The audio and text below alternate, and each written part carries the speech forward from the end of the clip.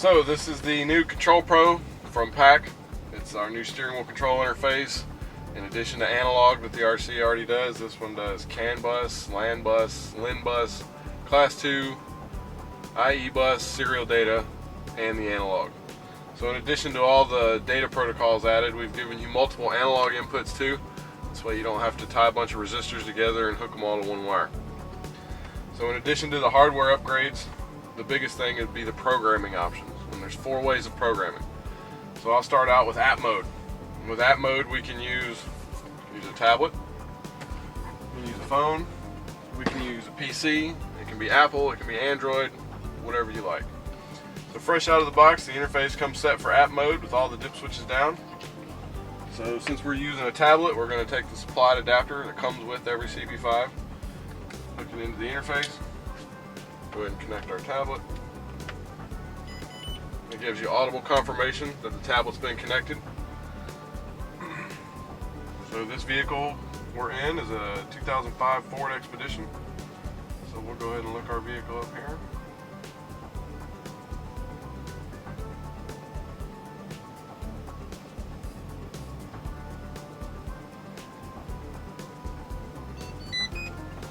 So now I just programmed it for this vehicle. So if the customer's happy with the buttons working at face value, you can go ahead and install it in the vehicle and it'll just work. However, if you would like to remap the buttons, we also give you that option in the app. So what you're seeing here is a list of all the possible buttons in this vehicle, along with all of the possible functions for the radio. Since this particular vehicle does not have the seek up and down buttons, go ahead and set those to none. Now we'll go down here and repurpose our fan buttons to do our track up and track down.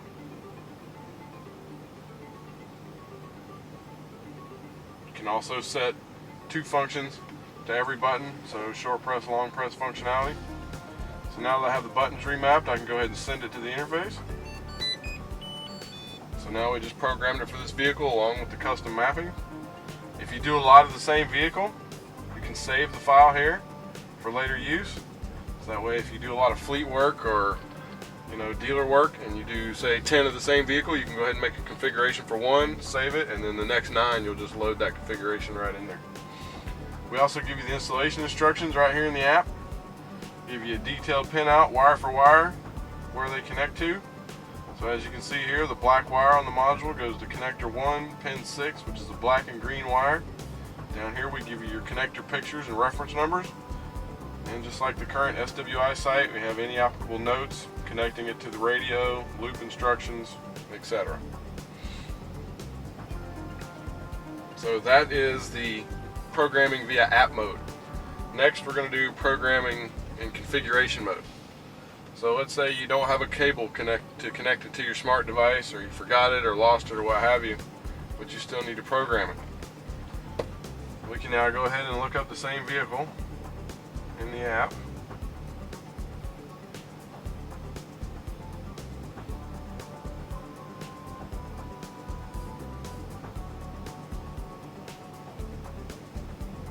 And we have our vehicle, our wiring options, our radio. We hit next. This time it's going to give us the installation instruction first because it does not see an interface connected.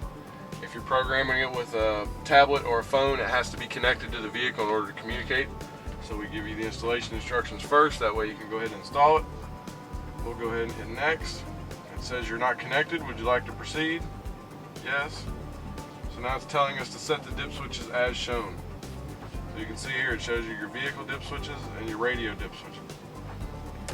So we'll go ahead and take our interface, set it to the proper configuration.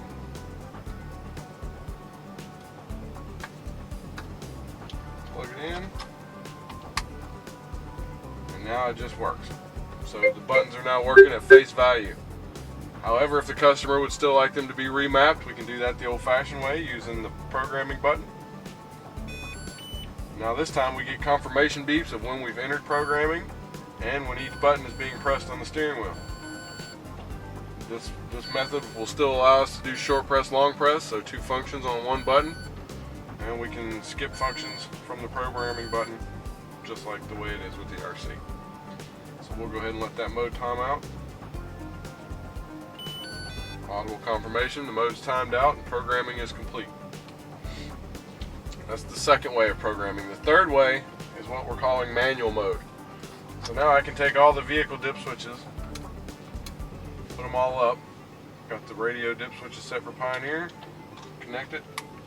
So now basically what we have is an SWIRC. It doesn't know what kind of car it's in, it doesn't know what the buttons are doing.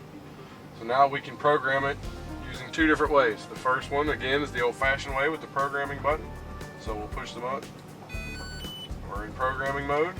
And now we can push the button on the steering wheel and hold it until a beep is heard. With the RC, you have to press and hold it for 5 seconds to make sure the ADC value is learned, but now we're giving you audible confirmation of when that happens. You can also do short press, long press in this mode as well, so 2 functions, 1 button, and just like before, we can skip the functions with the button there. Go ahead and wait 7 seconds, let that time out, and now we're done programming and it's ready to use. The second method of programming in manual mode would be using the app. So now we will take our supplied adapter, go ahead and connect it to the interface, connect our tablet to the interface, and this time when it connects, it's going to read the dip switches are in manual mode, and then it's with a Pioneer radio. So now here we have a list of our available commands for Pioneer. Now we can start the programming directly from the app. And as you can see, as I move through the buttons, it highlights them, shows you where you're at. If I skip one, gray it out, and again here you can do the short press, long press functionality, so 2 functions on 1 button. Unlike the RC, which has the 7-second time limit, when you're using the app to do manual programming, there is no time limit. So if you're in the middle of programming and the phone rings or a customer comes in, you can put the tablet down, go do what you have to do, come back, and it'll be here for you, and you can continue right through the programming. Learning mode ended. Now it's programmed the way we see here. The fourth and final way of programming is using a USB stick. So the configuration file that we saved earlier can be loaded on here, or firmware updates as well. We're going to do a configuration file. So again, we're going to use the supplied adapter. I have the config file on the thumb drive. Go ahead and plug it in. Gives me audible confirmation it's been connected. There we go. It just reflashed the module for the custom mapping table I saved to that thumb drive. In addition to all of the programming options, there's a few more things we've added into the app. You can also update the firmware. So I can click on the firmware tab, check for update. It tells me my firmware is up to date. If it would have been out of date, it would have downloaded the new file and updated it for me. You can also have a link directly to tech support in the app. If you want to call tech support, live support, start a call and we can dial them up right there from the app. Or if you don't want to call in or sit on hold or you got other things to do, you can hit submit ticket. And now it asks you for all your information. You fill all that out and send it, and it also sends an event log from the module. When tech support receives this, it automatically puts you in queue, and when they call you back, they know everything that's going on and you can get right to the point. And that's it. That's the new Control Pro from PAC.